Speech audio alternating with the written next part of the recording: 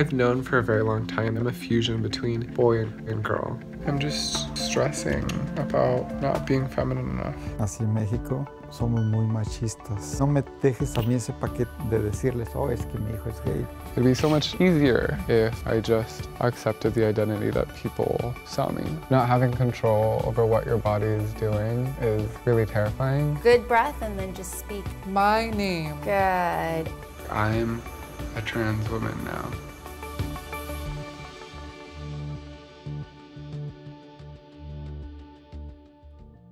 It's been 2.5 months since I started estrogen, and it's been a lot. So Andrea has been an outstanding patient. Her estrogen levels have been right where I want them to be, and her testosterone level has just reached normal female levels, and she's had normal breast development, and we've noticed a change in the fat distribution, so she has a much more feminine body appearance now, too. This week, I get my 5th shot of estrogen, which is kind of exciting. It's also overwhelming. My body's changing a little bit, and my heart is opening, and my mind is restless. I worked really late, and on my walk home, I experienced intense dread, fear about getting to my car safely without harassment. That's not something I've ever really had to worry about. I've always known since a young age how you get to travel the world differently if people see you as pretty. And thankfully being a boy didn't affect my life. As of right now, I don't fit into the box of womanhood in the external world. I feel a great amount of pressure to step my game up, to wear makeup every day, to come to work in high heels, to heighten my voice. Initially, Andrea came in and she started at 104 hertz for her speaking pitch. And after a handful of sessions, she was able to hit 164 hertz, which is a total of 60 hertz difference. My name, so we'll start with that. I know, if you want to hum into it first, that's fine, because that's what we've been doing. My name. If you can, inhale and then my name. My name. It's so good. No, I'm happy. I'm so proud of you. I just feel exhausted. I just got rejected from the apartment that I really wanted, and I just don't get why I'm so upset over an apartment. Like, there's plenty more, but I do want to acknowledge that housing is such a real issue for trans women of color. I definitely have a lot of privilege in this scenario. I don't know, I guess this is just striking a chord because it's like so many people have no control over where they sleep that night.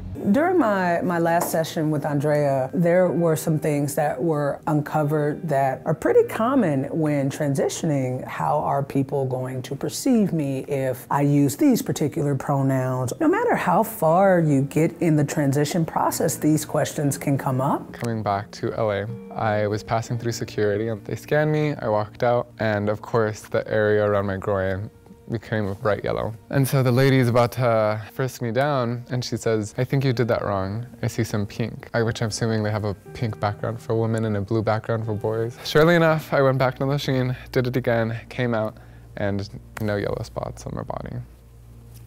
And it's so complicated. The first time, that man was seeing me for the woman that I think I am. And then I got over it really quickly. And then I started realizing this is my life now. I'm only going to start looking more feminine. If you think about cisgendered women, they're all different. Sometimes transgender individuals struggle with presenting as female as they can, or vice versa. But it really has nothing to do with who they are on the inside. I love girls' clothes, quote unquote, but also the concept of having to dress a certain way for other people to read me as female is kind of frustrating. It's like, how do you see me and assume that I'm a boy?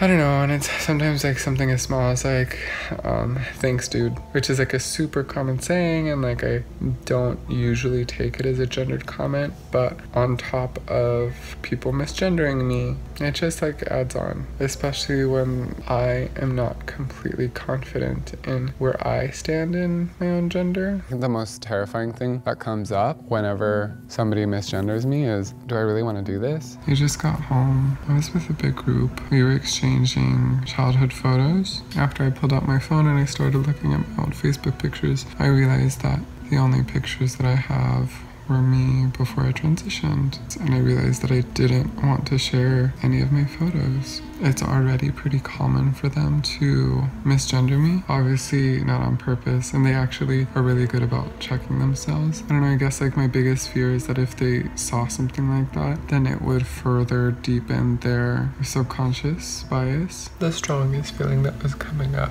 was, you're never gonna be that effortlessly feminine. My girlfriend, she was just talking and being happy, and she doesn't have to try it all, and nobody would ever question whether or not she's a woman, you know? I just want spaces that I can go into and be and explore myself and define myself and not have to live up to expectations. I got the apartment, the same apartment that I was told that somebody else got. He called back and said, hey, actually they turned it down, and of course I'm elated. I honestly feel like self-discovery and self-reflection is a full-time job. The amount of work that I've been pouring into learning and really getting to know myself, the scarier it gets, the realer it gets, the more powerful it gets. Shout out to everybody who's trying to figure out who they are, where they fall. It's a very strenuous journey to try and figure out your true self. I didn't want to shave to give my skin a break. The facial hair removal is actually going really amazing. I didn't want to do a full face or like any type of makeup because I knew that I was going to do a full face tomorrow and I wanted to give my skin a break. But I decided to still wear some hoop earrings, a feminine shirt, and a bra. So I've been getting a lot of stares. It's so interesting how fragile gender is. It'd be a lot safer if I just accepted the identity that people saw me. But I've been doing that for too long. I met Jen at Mock, which was spectacular. Can our hair fit? Yeah, is it right? fitting in the frame? I'm on my 3rd shot of estrogen, so I feel like all the emotions are just bubbling up. It was a sign from the universe telling me that I'm on a good path, and that as intimidating as this whole thing is, we're all just people trying to figure it out. I wanted to confirm that it is definitely difficult to flirt while transitioning. I don't know how to tell if people are interested in me. I haven't done this in a while, and I'm in a new body. Like, I'm in a new way of presenting. Like, I'm not used to this at all, you know? I just got back from my first adult wedding. I haven't been feeling romantic or sexual at all, and I met somebody tonight. It's been really nice to get in touch with my femininity and realize that like people can appreciate it. My friend brought up the really amazing point that like the current conception of transitioning is a colonized one. It was really inspiring to be like, oh right, like I don't have to ascribe to this traditional concept, you know, like if I really wanted to and / needed to, I could stop taking estrogen for a bit.